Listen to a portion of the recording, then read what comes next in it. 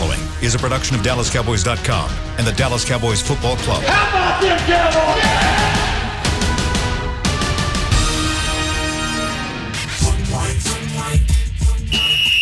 Let's go, baby! Are you ready for a break? Yes. Are you ready for a break? Absolutely. Ready for a break? Yeah, and so much for that. It's time for The Break on DallasCowboys.com. We were on the break! With Nick Eatman, David Hellman, Ambar Garcia, and Derek Eagleton.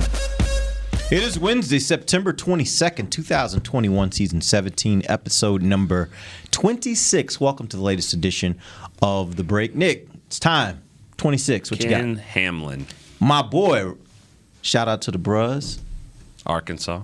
Is he Arkansas? I thought you were about to say RQQ. No, Arkansas. No? He played at Arkansas. He was a what? really good player. No. Why would you? Because he said R. I heard the R. Oh, and, okay. Yeah. Am I not allowed to say that? No, you're allowed to. Oh, okay. I don't. You just don't. You shouldn't like run into a crowd of Omegas and just say RQQ. That's I never. probably not a good idea. I would but, never do that. No. You know, yeah. I don't think that's. What a start to the show. Ken Hamlin, maybe the last Pro Bowl safety. No, Roy Williams made it.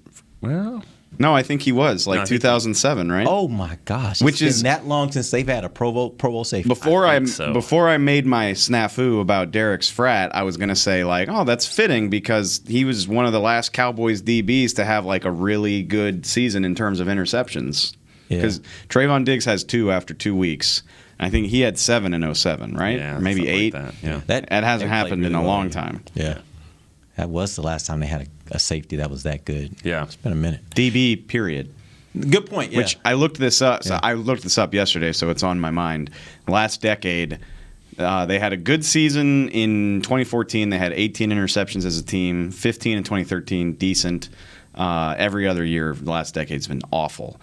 But the guys who were doing all the intercepting in 13 and 14 were linebackers. Like Bruce Carter had 5, Sean Lee had 4.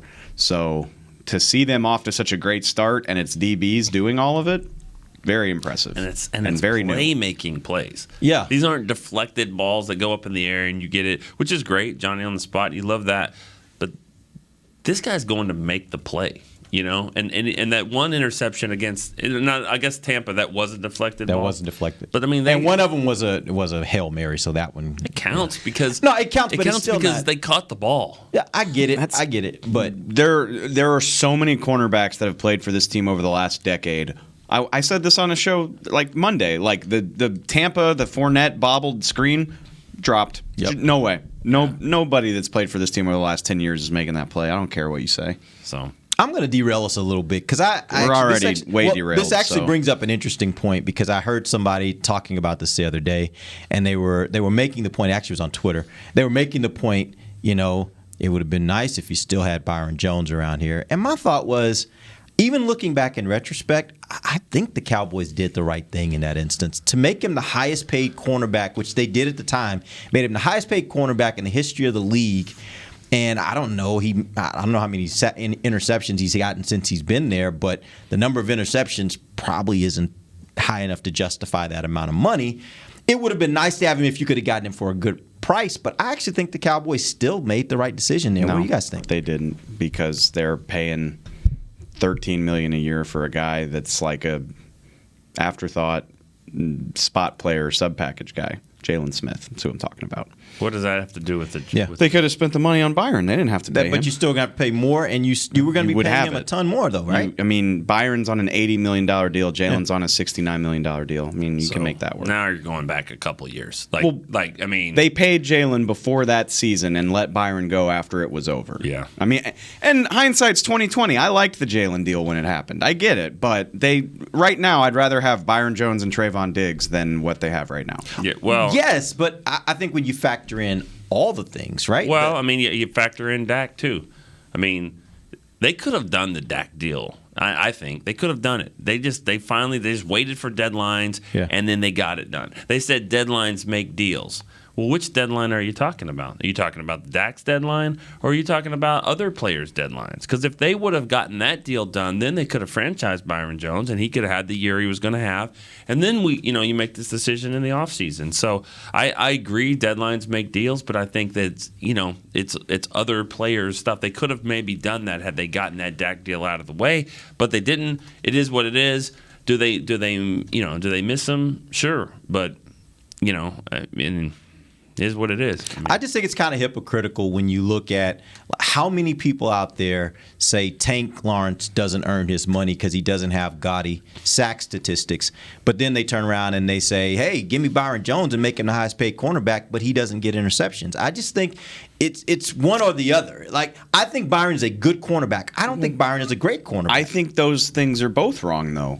Tank's sack numbers don't fully show how good of a player he is, and Byron's interception numbers don't either. Coverage is important. Great. I get that, and I'm glad that you're not falling in that category. Because the reason I said that is because the person who was saying it, I was like, I'm pretty sure I remember you saying that Tank wasn't earning his money. But I just wonder right now, if they would have done that deal and they would have paid Byron, he became the highest paid cornerback in NFL history. At this point, how many fans would be like, he ain't earning that money? Oh, probably all of them. But the other thing that you have to remember, too, and to be fair to Xavier Howard, he was getting picks before Byron ever got there. He was. He set a career high last year with 10. Yeah. And I have to assume at least some of that is in part to people, like, you don't have somewhere to throw. It's either Byron's blanketing this guy, so I have to throw at Howard. And that could have worked here as well. Trayvon Diggs clearly has ball skills that Byron doesn't have. Right. So you're either risking it being incomplete or getting picked off either way. I'm going to take the incompletion if I'm the quarterback. But go ahead. That's either way. It's going to be good for your pass defense. True, absolutely. And it's totally fair to say, like I said, hindsight's 20/20. I liked the Jalen Smith deal when it happened.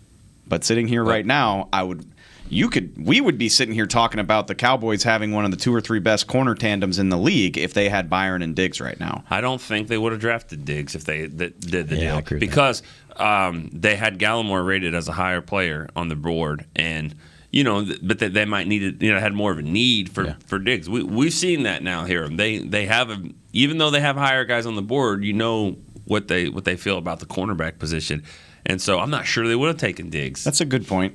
You never know. You don't. I do know that. Well, no. I was going to say next year, look for a cornerback. But I mean, they drafted. They got a second and third round. I know. Yeah. They got to play him though. Yeah, and we do actually. That's one thing I want to talk to you guys about. We'll get into that a little bit later in the show of what's happening with Kelvin Joseph. Where is he right now in I know he's on IR, but where is he in his timeline on coming back, and what do you expect to happen when that happens? Let's talk though now about some. Did you have something you want to talk about there? Okay, some injuries and COVID updates. Let's start with the COVID update. Randy Gregory, he missed last week's game. He was on the COVID list. What's the expectation for him? Is he coming off that list? Is he already off that list? And is he expected to play this week? The expectation, according to Jerry Jones, is that, and Mike McCarthy for that matter, is that he'll be here. Oh, today's Wednesday. So off. I'm way off. I'm way thrown off. So yeah. I don't know if he's here right now, but they said he should be here today. And the expectation that he will play Monday night. Okay. Great. Which they definitely need because of the next guys you're talking about. Well, let's go down this list here. We got a few guys that are injured. You got Amari Cooper that got hurt during the game. You got Carlos Watkins. You got Donovan Wilson, who missed last week's game. You got Dorrance Armstrong. Talk to me about where those guys are and what the expectations are for them this week. I think Cooper has the best chance to play of the three. Of those three. Of those four. Wilson was the other one I threw in. Donovan Wilson, I think Donovan Wilson. Well, I don't know about Donovan Wilson. Groins make me uneasy. Yeah. It's well, they should. Well, okay. Not touching that, but just please don't think about what goes. Jesus Christ. Think about what goes into running. Like, those muscles are. I'm done with you. I'm done with you. Today. Wow. That's like Eatman 101 right right there. Sitting out there. You need those muscles to move your legs. It's important. And covering ground is. I don't want to talk about this anymore. Let's just say Donovan Wilson. We don't know about Donovan Wilson. He's questionable to play. All right. Amari, I'm pretty sure Amari, if you remember, he kind of scared everybody in the Tampa game after his second touchdown. He fell on the ball and hurt his ribs, and I think he took a shot right to a spot that was already sore when that happened. So I think so. Maybe he went into week 2 with bruised ribs already. No, he was already. Ouch. I mean, he was. If you remember, like he scared the crap out of everybody because he was down for a minute. So I think that was already something he was dealing with. And I'm saying that because bruised ribs, going out and playing a game, going into the game with bruised ribs. That's pretty. I mean, people want to talk about him. Like that is a tough person that can go and play a football game with bruised ribs. One of the biggest misconceptions I wish I could educate people on. One is that not every player in the league views football as passionately as fans do. Like for some guys, it's just a job. And the other one is that just because you're not on the injury report doesn't mean you're not dealing with a lot of stuff. People just oh, well, he's healthy because he's not listed as limited or anything. No, nobody's healthy. Even hurt and injured are two different things. It's only week 3, and I promise you, everybody on this team's already dealing with something. And both those things apply to Amari Cooper. That's true. I mean, well, as soon as I said that, I kind of I regretted the timing because I don't question Amari's passion. No, but you're saying that fans shouldn't either, or media members shouldn't either. Just because a guy walks off the field and he's quiet and all that doesn't mean he doesn't care. Yeah. He's got a different demeanor than other people. Well, and not only that, but somebody who might piss and yell and scream and just be the most passionate person in the world might not watch as much tape as Amari Cooper does. Whatever, it's Wednesday night. I don't want to do that. So just in general, these are all people with different attitudes about their jobs the same way that you are. And I think that gets lost a lot. I think the most concerning one in there is Dorrance Armstrong. It sounds like he's got a high ankle sprain. Those typically – now, I don't think he's going to be ruled out or anything like that, but, I think that one's going to be the toughest one to come back.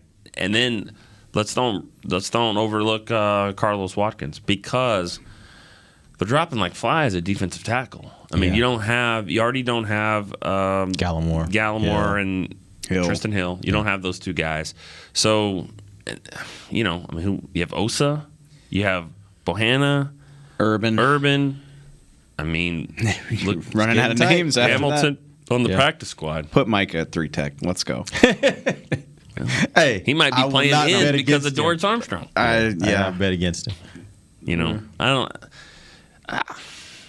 don't know. I don't know what's going on there. Like Basham, you signed Basham for reasons like this, and then but I think that they're okay playing him. Just like they're okay playing, Bradley and I if they have to. But they're going to try to be as dynamic as possible. So I would imagine they're not going to rule out those guys. They're definitely not going to rule out Dorrance Armstrong until they have to because they don't want people thinking that Micah's going to rush the passer. Yeah. Even though he probably will. Yeah. I don't know. I'm hopeful that they can get all these defensive linemen back because I do think what we saw with Micah Parsons, if you've got the right grouping of guys on the rest of that defensive line, you can do some really interesting things. I heard Michael Irvin this morning. He was on the Fan, and he was talking about the Giants back in, I guess it was 2008, 7, somewhere in there, when they had all those defensive linemen.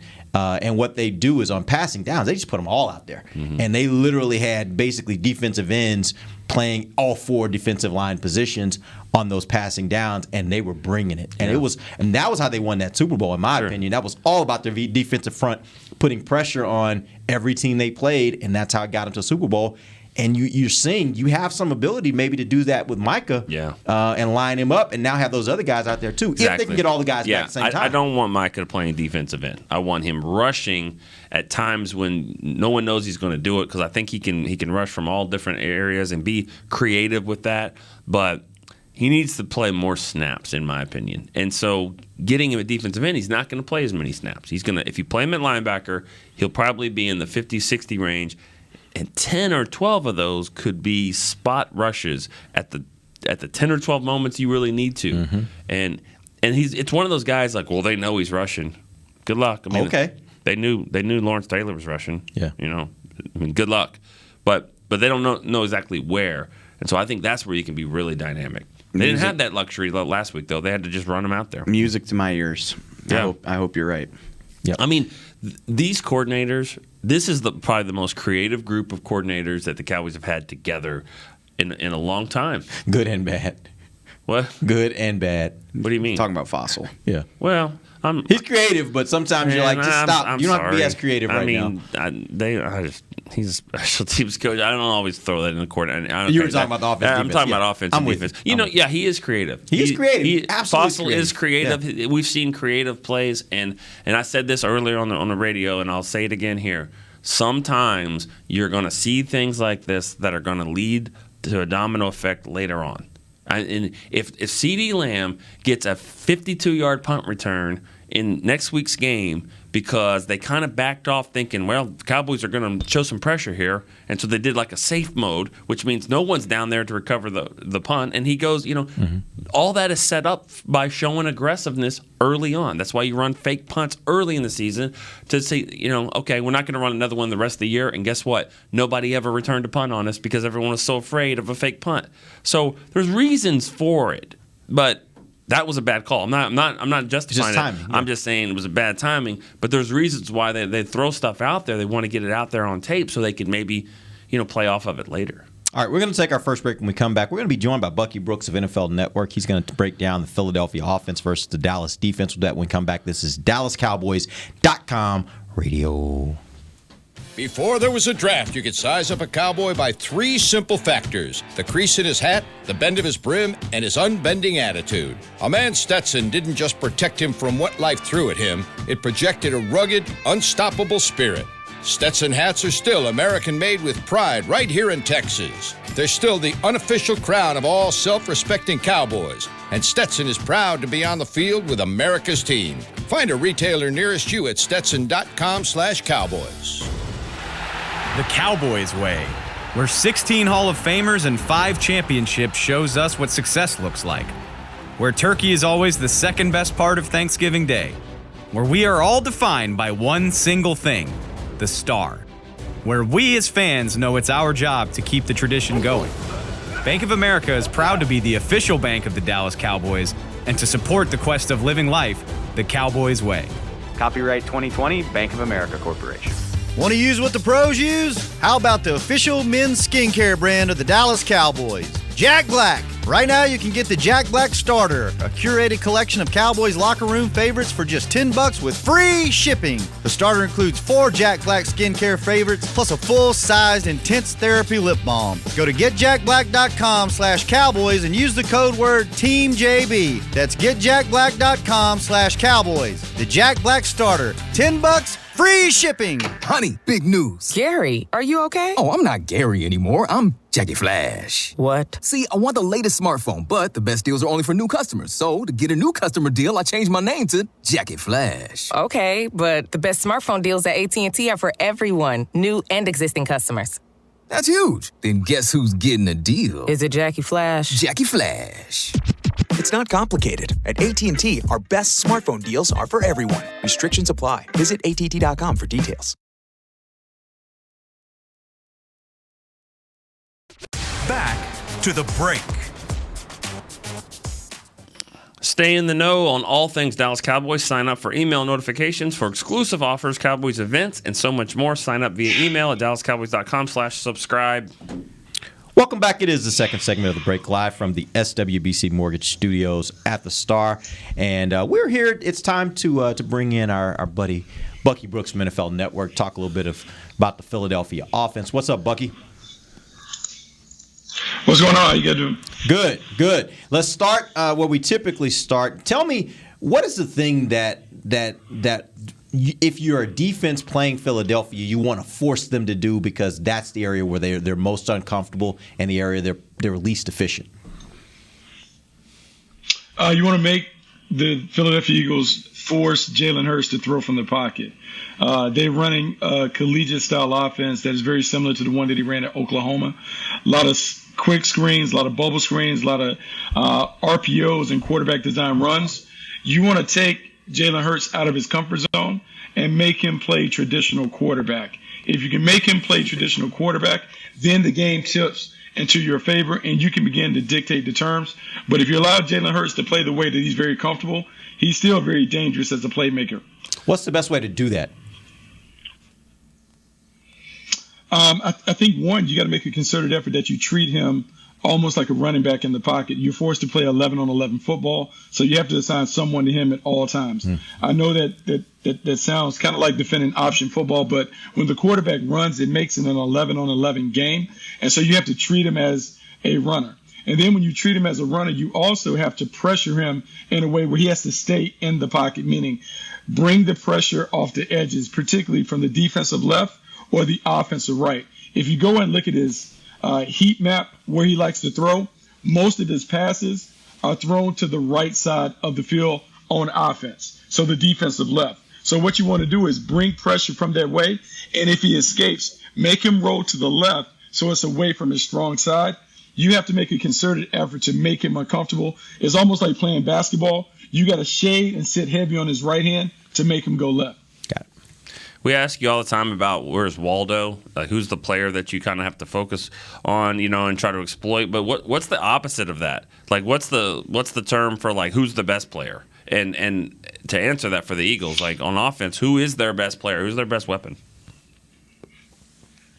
Their best weapon is the quarterback, but after that, I would think it would have to be one of the wide receivers. I think you have to begin to look at Devonta Smith just as the guy that he may have a comfort level with. He did hit Quez Watkins with a few big balls, a 90-yarder last week. But you got to take away those playmakers. But I'm going to be honest with you. It's really a team that does playmaking by committee. I don't know if they have an A-level talent at the skill positions. And so you have to concentrate really on, if we kill the head of the snake, the body will die. So if you take care of Hurts, the rest of the stuff will kind of take care of itself. I want to get back to Devonta Smith at some point, but I'm curious, Bucky, and I've followed this guy's story just because I try to pay attention to the division. I know he started last year, but I do not know a lot about his game. So imagine my surprise when the Eagles give Jordan Mailata this huge extension before the season starts. How good is this dude? And I mean, like, is this a deal that's more about projection, or is he already like a dominant left tackle? It's a little bit of both, but he is really good. He's a guy who's a rugby player who has outstanding athleticism at the position, quickly picked up the position, so much so that they moved Dillard, out of the lineup in their conversations about maybe he's on the trade block. So he obviously has to be very, very solid in what he's been doing and how he's playing and how they see him playing down the line, that they didn't just slide in their first-round pick. I will say he is kind of the new school athlete that is playing on the edges. He is a dancing bear who's nimble enough to kind of shadow box with some of those speed rushers, but also can anchor against the power players. He's a really good player, and his best days are ahead. Eesh, I don't love that. All right, so these two stats caught my attention. I want to get your opinion on what wins this weekend or Monday night. Dallas right now leads the league with 6 takeaways. Philly, on the other hand, leads the league with 0 turnovers through 2 games. Which one wins out on Monday night? It's all about creating pressure. I would say that the Cowboys have shown a propensity to be able to turn the ball over. They did it with Tom Brady. They did it with Justin Herbert and those guys. I think the Cowboys' ability to kind of get after it will continue to force turnovers. If you can quicken the clock for the quarterback, that's when the bad things happen. And also, the Cowboys have made a concerted effort to generate turnovers. When you watch them practice, everything was about taking the ball away. Those practice habits have translated into success in games, and now it's a feeding frenzy because once the players believe that all the things they've done in practice shows up and produces results, now they really ratchet it up in game day. So they're going to go after the ball. All right, Bucky, fill in the blank. Dan Quinn comes over to you and says, "All right, Bucky, you're gonna run the defense this week. You're going to put Micah Parsons where? off the edge. I'm going to let Micah Parsons do what he does really well because it's about putting the best 11 on the field. Look, I know this is a guy that we criticize a ton, but Jalen Smith is actually playing pretty well. Mm-hmm. So if I can keep Jalen Smith on the field and Micah Parsons and LVE, I want to keep all those guys on the field. And if I can do it in a very creative way, whether that's a 3-3-5 lineup or doing different things, 2-4-5s, I'm going to do that because the one thing that we saw, Micah Parsons is really explosive, and he is a handful if you don't have a right tackle that can deal with this combination of speed, strength, and power. if you can find an explosive athlete that can disrupt the passing game, you got to put him on the field and let him do what he does really well. Micah Parsons, to me, was always a guy that was an outstanding blitzer, but now that he can do it from an upright position off the edge, I got to let him do it because he is a dominant player. He's a difference maker at the line of scrimmage. Do you think they would have done it if Balaga was out there? Like, do you want to see him against a veteran or more talented tackle? Oh, I think he would have whipped Brian Balaga too. Like, I think it's an issue. The issue that you have with dealing with Micah Parsons, you're talking about 6'1", someone 6'3", 246 pounds. We can talk about the 4.38 40, but really it's the 10 time. His get off is exceptional. And when someone can get off the ball like that, it puts immediate pressure on the defensive tackle. Now, he's not a finished product because if he develops an inside maneuver or a counter maneuver, it is going to be a problem. And so now that he is kind of, I guess, waking up a lot of eyes around the league, he's going to get some attention. That should allow other guys to get open, either in one-on-one matchups or if you bring an additional rusher. So I think you have to leave him there for the time being until DeMarcus Lawrence comes back, just because he has been so effective and so dominant. So I mentioned Devontae Smith. I am curious. I haven't had a ton of time to watch the Eagles in more than just passing, but he looked like the Heisman winner week 1, and San Francisco took him out of the game in week 2 almost completely. So was it something they were doing? Could he not get separation? Were they pressing him? Did they just not have time to throw? What was the issue there? I think it's a combination of factors. I think it's a combination of like where the reads were, and sometimes coverage wins. They didn't do anything out of the ordinary to take him out of the game. He's not a guy who commands a double team or double coverage at this point. I think they just did a good job of being mindful of where he was. And, you know, the way the Eagles played, they just couldn't get into a rhythm. The quarterback could not get into a rhythm, and so it just prevented Devontae Smith from getting the ball. But he's a very talented player. The thing is, I would say the good thing is, Diggs played against him for years at Alabama, so he kind of knows who he is. So I don't think there's any mystery to what Devontae Smith is going to do. And I think when you have that kind of intel, you share it, because it's not just playing against him in games, it's seeing him every day in practice and knowing what gives him problems at the line of scrimmage, in catch or trail techniques, all of those things. And so I would think that the book would be out there on Devontae Smith. I wouldn't expect the Cowboys to necessarily have a ton of problems dealing with him and how they want to match up with him. Statistically, Cowboys defense has done pretty well stopping the run in their first 2 games. I personally believe a lot of that was about the fact that they played 2 teams that weren't really committed to running the ball like Philadelphia runs the ball. Have you seen anything from Dallas in the first 2 weeks that gives you confidence or makes you question their ability to stop the run now going up against a team that's all predicated on running the ball? Yeah, I think the stats are misleading for the Eagles because Jalen Hurts comprises a lot of that. Mm-hmm. Some of those on scrambles, some of those on read option plays. It's not necessarily that old school, hey, we're going to line up at 3 yards in a cloud of dust you all night. The Cowboys have been really solid stopping the run. And part of the reason they've been able to do it is because they've been able to win on early downs. They can dictate the terms, put the opponent in long yardage situations, and make them pass into the teeth of the defense. The other part of it is the Cowboys' offense is their best defense. And so in the last game, I want to say the Chargers only had 62 offensive plays. Part of that is because of the slowed down pace that the Cowboys' offense operated. And so if they're working in concert where the offense is kind of slowing the game down and the defense doesn't have to play a ton of snaps, they're going to be able to stop the run because they're fresher.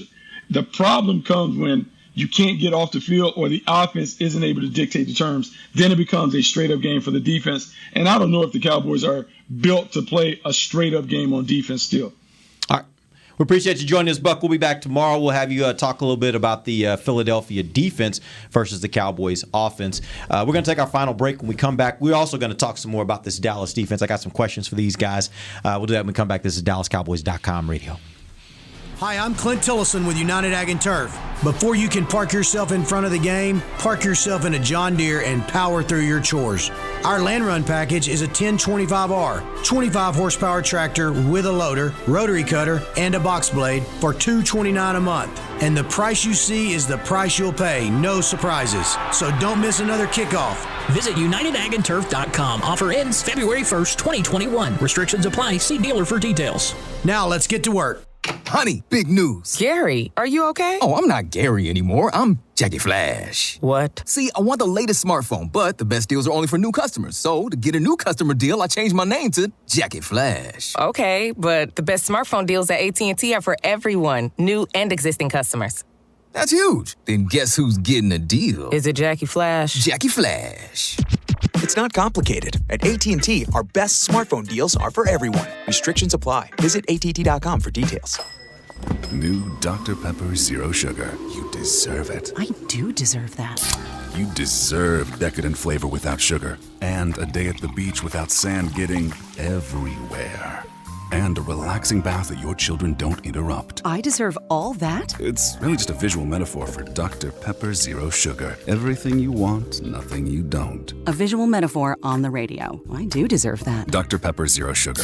The zero you deserve is finally here. Before there was a draft, you could size up a cowboy by 3 simple factors: the crease in his hat, the bend of his brim, and his unbending attitude. A man's Stetson didn't just protect him from what life threw at him, it projected a rugged, unstoppable spirit. Stetson hats are still American-made with pride right here in Texas. They're still the unofficial crown of all self-respecting cowboys, and Stetson is proud to be on the field with America's team. Find a retailer nearest you at stetson.com/cowboys. Back to the break.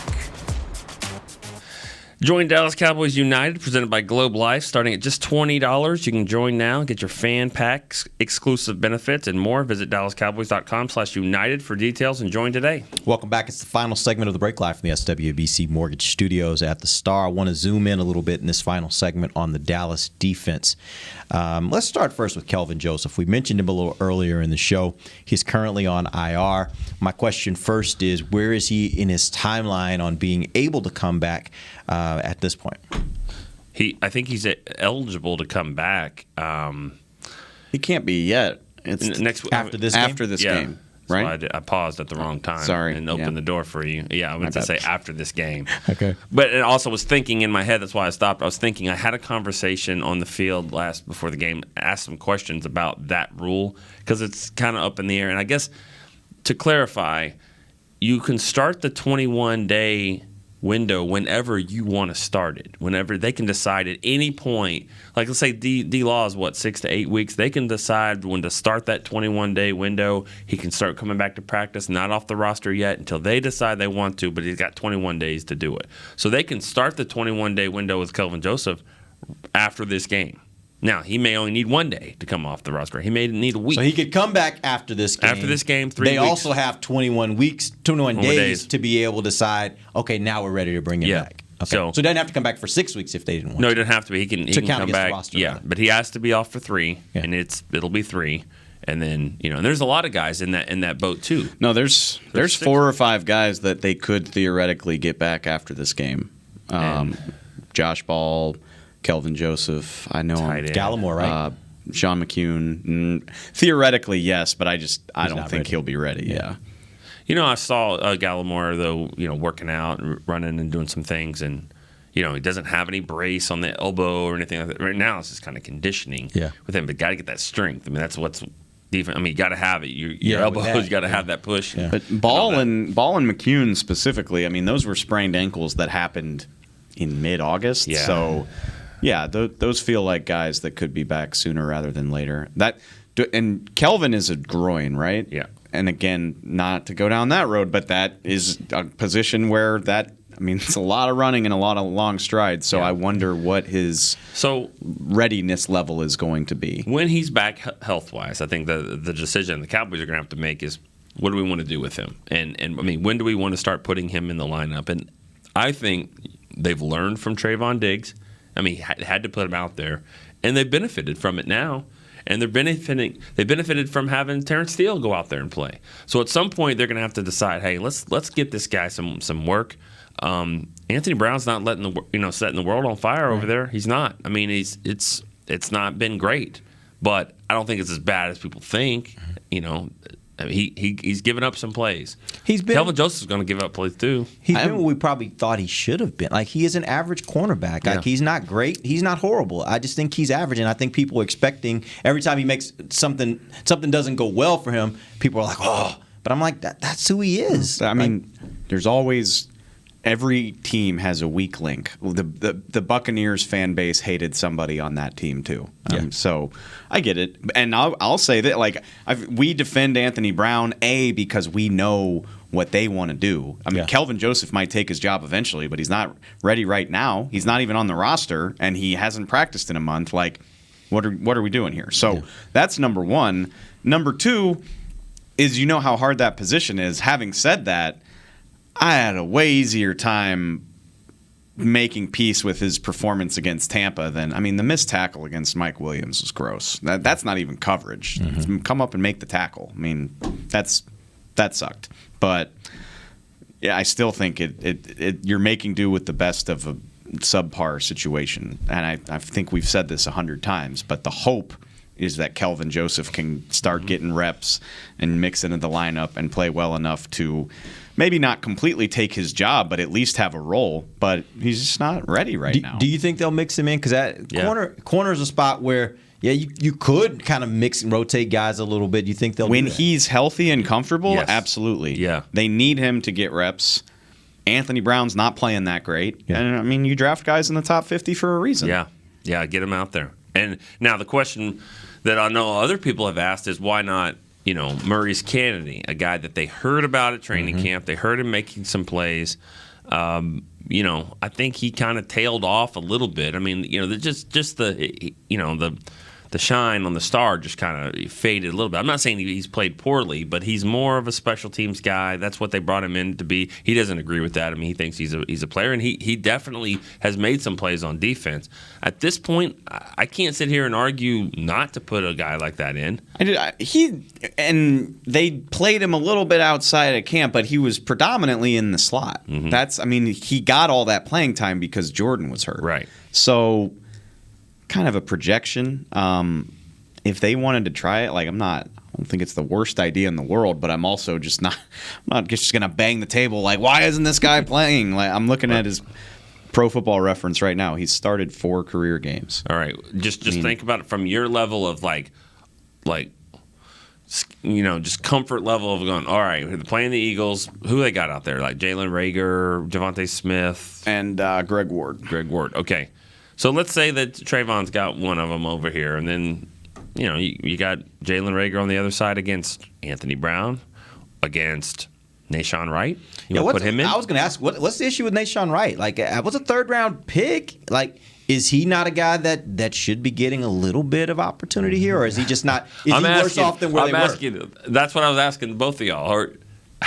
How comfortable are you with that? Was Anthony Brown? I'm always at that level of 5 or 6. Or it's just I don't know about Nahshon Wright. I personally think if you're going to give an opportunity to work in Joseph, I don't see why you wouldn't give an opportunity to work in Wright. I mean, again, I don't think he's there yet, but if the overall idea here is based on what you saw last year from Diggs, sometimes throwing rookies in there is a good thing. And by the way, you don't have to throw them in there full time like you did with Diggs. You can kind of work them in and get them some opportunities. I think that it's not a bad idea to do the same thing with Wright. I feel on one hand, I feel like Wright could be an 8 or a less than 0. And you 8 or seriously, oh my gosh, no, huge, you see all this encouraging stuff at training camp. He's long. Yeah. It's hard to get a completion on him because he can get these big arms up in the air. But then at the same time, think about Devontae Smith's game, what he does, and then you got this 6'4" long strider dude. The big problem with those guys is changing directions. A guy like that could just put him in a blender. Just absolutely leave him in the dust because he's not trying to beat him long. He can go this, that, and the other way and put 6 yards of separation. But if you're worried about that, then was it a bad pick? Because that means he's never going to be able to do that. And by the way, there are tons of NFL receivers that are like that. I think that's always going to be a problem for him. Doesn't mean he can't overcome it, but I don't know. And it's a weird thing too because for better or for worse, I personally am always going to associate where he was drafted with what everybody but the Cowboys thought about it. You know what I mean? And right now, I lean toward thinking they were more right than everybody else was, because he looked the part. Like he looked like he belonged. Right. But at the same time, I'm just like, are you ready to get out there with you got to do it? You won't know until you put him out there, right? Yeah. And that's where I'm like, just put him out there. Let's just see. I think it's I put both those guys in the same category, both Wright and Kelvin Joseph. I think both of them are guys that I saw a little bit. I saw flashes in camp, which makes me eager to see what can they be if they get more opportunities. I think I've brought this up before, and I think about it all the time when this comes up. And it's just the perfect encapsulation. And it's not to say these guys can't get better, but leading into the Arizona preseason game, everybody was like, Joseph. Why is this bum Anthony Brown still out here? And the Cardinals just picked on Joseph all the way down the field on the very first possession of the game. And, I mean, that's going to happen regardless. It happened to Diggs. I get it. But it's easy to say anything's better than this. It's really easy to say that. It's harder for that to be true. Yeah. So they got to get out there at some point, but I don't know. I'm hesitant to say that. You sound like a typical Cowboys coach. Like, give me what I know. Like, I feel better with what I know.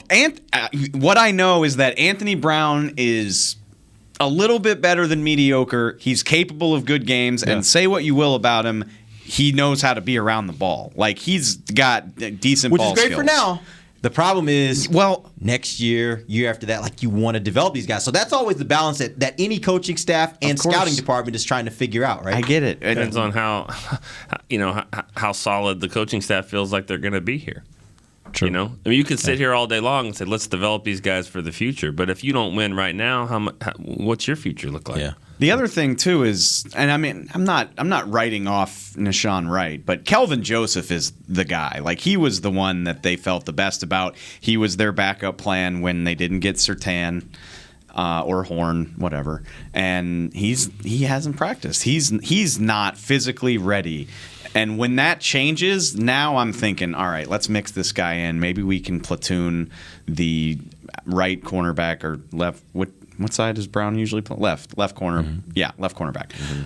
Let's platoon that. Let's do this, that, and the other. But right now, it's just not an ideal circumstance. And I feel more comfortable with the middle of the pack, where's Waldo cornerback than what you might get out of Wright. I feel comfortable. You got to also throw this part in too, is that if you like Diggs traveling with players, that means Anthony Brown's going to travel. And do you feel like Kelvin Joseph is ready for that part too? I mean, because he's traveling with the guy too. That has to so go with that, it's one thing to just kind of say, this is my spot over here, and this is whoever's lines up over here.